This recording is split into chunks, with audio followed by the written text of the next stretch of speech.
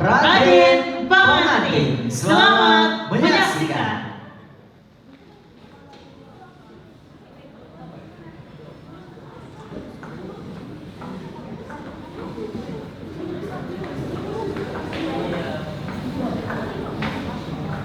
Assalamualaikum warahmatullahi wabarakatuh.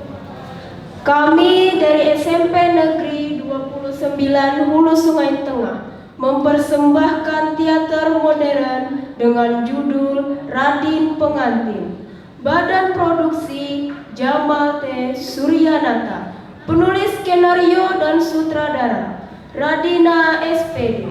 Pelatih Fahmi Hidayat SPD. Pemain Zahra Aulia sebagai Diang Ingsun, Rahmadani sebagai Raden Pengantin, Putri Sarnia sebagai istri Raden Pengantin, Mahliana sebagai warga Dusun 1, Siti Fatimah sebagai warga Dusun 2, Ahmad Nur Fahmi sebagai masyarakat dusun. Narator Salmi Rahmaniah. Penata musik Muhammad Awaludin. Tata artistik Rias dan Busana Saudah SPD.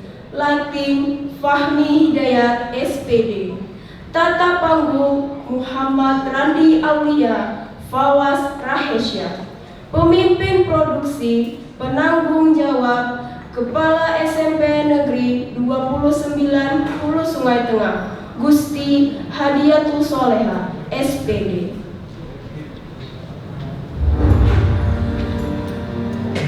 Tersebutlah sebuah cerita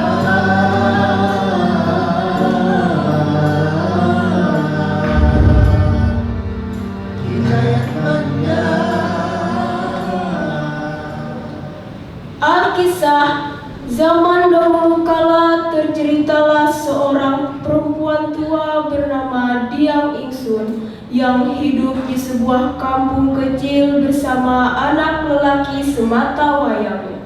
Raden Pengantin namanya. Mereka tinggal di rumah panggung tua yang sesungguhnya tidaklah layak disebut rumah, tapi lebih pantas kalau disebut gubuk. Sebab rumah itu hanyalah sebuah bangunan kecil beratap daun rumbia, berdinding anyaman bambu, dan berlantai bambu pula. Itu pun kondisinya sudah serba memprihatinkan. Suatu malam, seraya menyantap ubi rebus yang masih hangat mengepul asap di hadapannya, Raden Pengantin lama tercenung sambil menatap wajah ibunya. Antara rasa takut dan berani, bibirnya tampak bergetar-getar ingin mengucapkan sesuatu kepada sang ibu.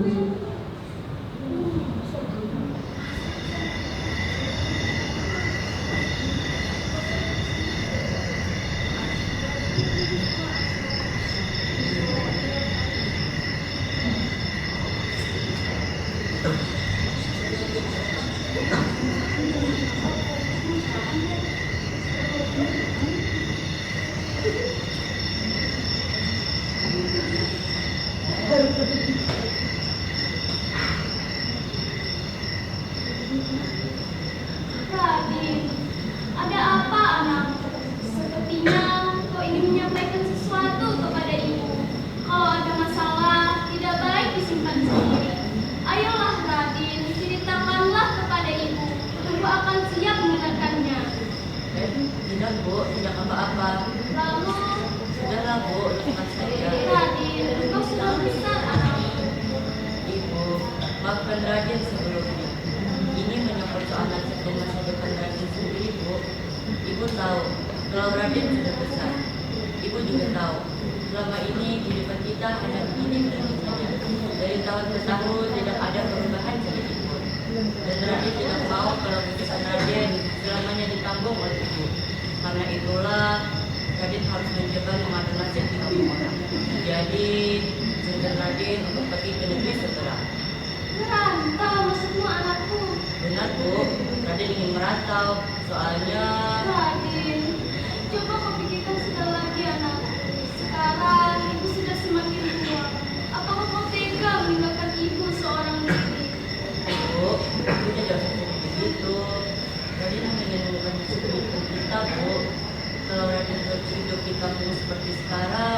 Radin tidak akan mendapatkan pekerjaan yang bagus, dan hidup kita akan tetap miskin seperti ini. Karena itulah Radin harus mencoba mengasih ke orang. Nah, kalau nanti Radin sudah berhasil, Radin pasti akan pulang. Radin akan membuat rumah yang bagus untuk ibu. Aku pun tidak bangga kalau nanti Radin datang belum menjadi anak.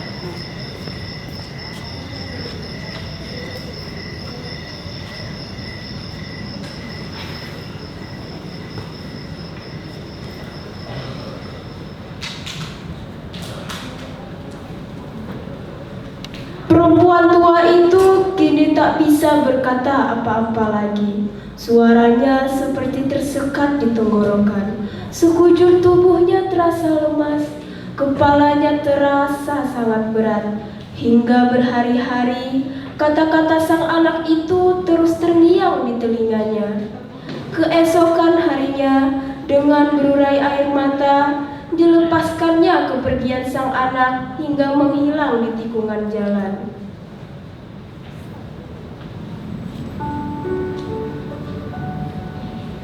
Bu, Radin mohon diri. Tolong doakan agar Radin cepat mendapatkan pekerjaan. Dan ini, tolong berharapkan anak ayam dan anak ikan tauman ini sebagai pengingat Radin selama di perantauan.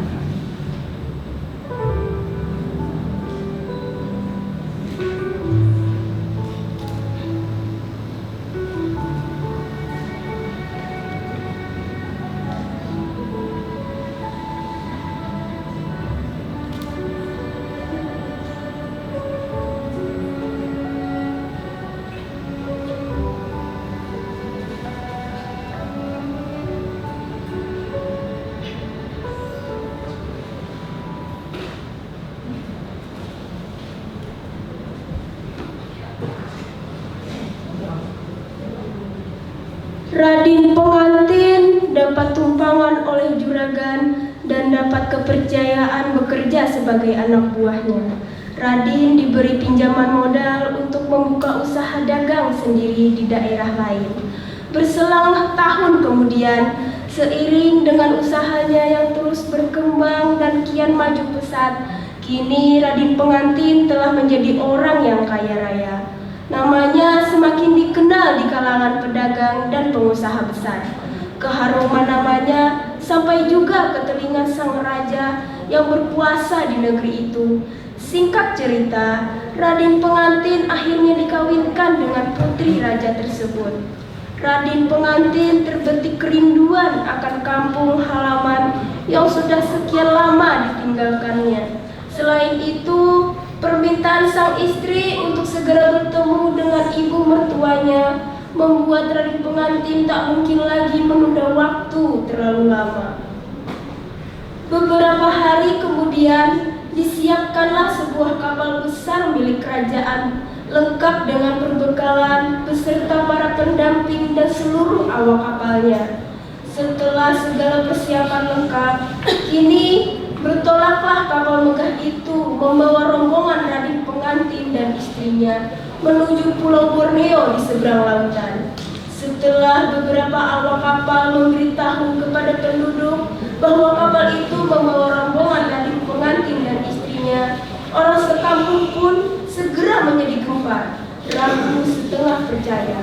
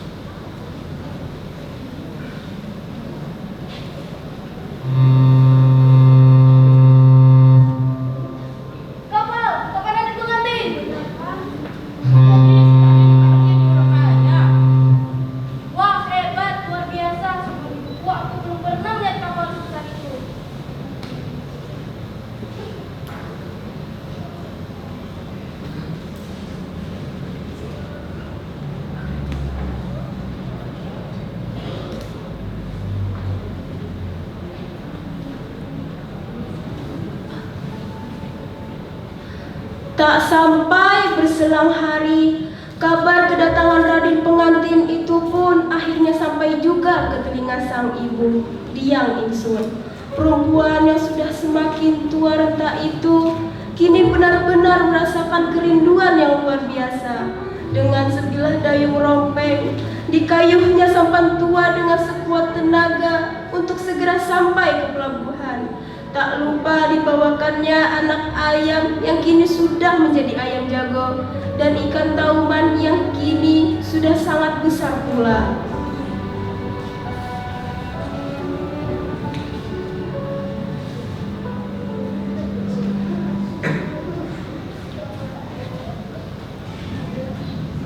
Raden pengantin, anakku. Raden pengantin, anakku. Raden pengantin, ini ibumu. Ibu sangat merindukanmu, Raden. Tidak, kau bukan ibu. Kamu bukan ibuku. Raden, percayalah, aku ibumu. Aku ibu kandungmu, Raden. Tidak, kau bukan ibuku. Kamu bukan ibuku. Kakang, kalau dia memang ibumu, mengapa kau harus malu untuk mengakuinya? Ayolah kakang, jemput ibumu dengan baik-baik. Aku tidak malu, aku akan mengakuinya kalau dia memang ibu mertuaku bagaimanapun keadaannya. Ayolah kakang. Raden pengantin, ini ibumu. Ini sengaja ibu bawakan dari kampung ayam jago dan ikan tauman peliharaanmu, Raden. Ini bukti bahwa aku adalah ibu kandungmu, Raden. Dasar para tua jelek. Sudah katakan, kau bukan ibu. Setelah berkali-kali mencoba tetap bersabar, tapi melihat sikap Raden pengantin yang sekarang telah tega mendurhakai dan sangat menyakiti hatinya itu, kesabarannya pun akhirnya hilang juga. Wahai Tuhan yang Maha Kuasa dan Maha Adil, aku telah mengandungnya selama 9 bulan 9 hari. Tetapi hari ini dia telah mendurhakaiku. Air susu dibalas dengan air tuba. Maka tunjukkanlah kekuasaan dan keadilanmu. Seluruh penumpang menjadi panik. Semua berteriak-teriak histeris meminta pertolongan. Sedetik kemudian, tubuh kapal itu telah melambung tinggi ke atas dan secepat itu pula kembali jatuh terhempas hingga terpenggal menjadi dua bagian yang saling berjauhan. Lalu, setelah segalanya mereda dan kembali tenang seperti sedia kala, tubuh kapal dan seluruh penumpangnya telah berubah menjadi batu. Konon, bagian haluan depan kapal itu kini menjadi gunung batu bini di wilayah Kecamatan Padang Batu, Kabupaten Hulu Sungai Selatan. Sementara bagian buritan belakang kapal itu kini menjadi gunung batu Benawa di Kecamatan Pagat, Kabupaten Hulu Sungai Tengah, Kalimantan Selatan. Kata Benawa berarti kapal, sedangkan kata Pagat yang kemudian dijadikan nama kecamatan itu diambil dari peristiwa terpenggalnya kapal Raden pengantin. Karena itu, cerita ini sering pula disebut legenda Gunung Batu Benawa.